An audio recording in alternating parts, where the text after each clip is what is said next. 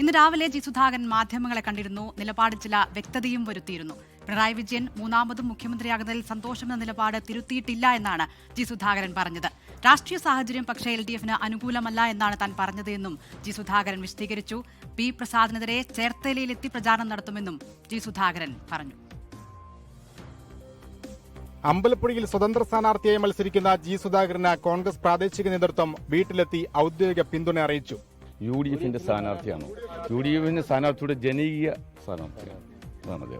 എല്ലാ തർക്കങ്ങളും തീർന്നു. ഒരു തർക്കങ്ങളില്ല. സമ്പൂർണ്ണമാണ് വിജയം ഉറപ്പായി. ഒരു തർക്കമില്ല. പിണറായി വിജയൻ വീണ്ടും മുഖ്യമന്ത്രിയാകണമെന്ന നിലപാട് താൻ തിരുത്തിയിട്ടില്ല. പ്രതികൂല രാഷ്ട്രീയ സാഹചര്യത്തിൽ മൂന്നാം ഭരണം വിഫലമാകുമെന്നാണ് നിലപാടെന്നും ജി സുധാകരൻ. അദ്ദേഹം മുഖ്യമന്ത്രിയാവുന്നത് സന്തോഷമുണ്ടോ നിങ്ങൾ ചോദിച്ചപ്പോൾ സന്തോഷമാണ്. അതിനെന്താ സന്തോഷമാണെന്ന് ഞാൻ പറഞ്ഞു. അതിനെന്താ പക്ഷെ മൂന്നാം കൂടെ കിട്ടുന്ന കാര്യം ഈ പൊളിറ്റിക്കൽ ക്രിമിനൽസ് എല്ലാം രംഗത്തിറങ്ങി പാർട്ടിയുടെ പേര് പ്രവർത്തിക്കുകയാണ്. ഞാൻ വോട്ട് ചെയ്യത്തില്ല. പ്രചാരണത്തിന് ഇലക്ഷൻ കമ്മിറ്റി ഇല്ല. ചുവരെടുത്തോ പോസ്റ്റർ പ്രചരണമോ നടത്തില്ല. തന്നെ പിന്തുണയ്ക്കുന്നവർ ചെയ്യുന്നെങ്കിൽ ചെയ്യട്ടെ എന്നും ജി സുധാകരൻ. പി പ്രസാദിനെ ചേർത്തലയിൽ തോൽപ്പിക്കുമെന്ന വെല്ലുവിളി. പക്ഷേ ചേർത്തല പോയി പ്രസാദിനെതിരായിട്ട് കാരണം അനാവശ്യമായിട്ടുള്ള സ്റ്റേറ്റ്മെന്റ് കൊടുത്തു. ഒരു കാര്യമില്ല. എനിക്കെതിരെ പ്രസ്താവനയുടെ കാര്യമായേക്കാം. അയാൾ മാത്രമേ ഇട്ടുള്ളൂ CPI. എന്നെ കമ്മ്യൂണിസം പഠിപ്പിക്കാൻ പറഞ്ഞു. മാധ്യമപ്രവർത്തകരുടെ പല ചോദ്യങ്ങളോടും ജി സുധാകരൻ ക്ഷുഭിതനായി. 24 ആലപ്പുഴ.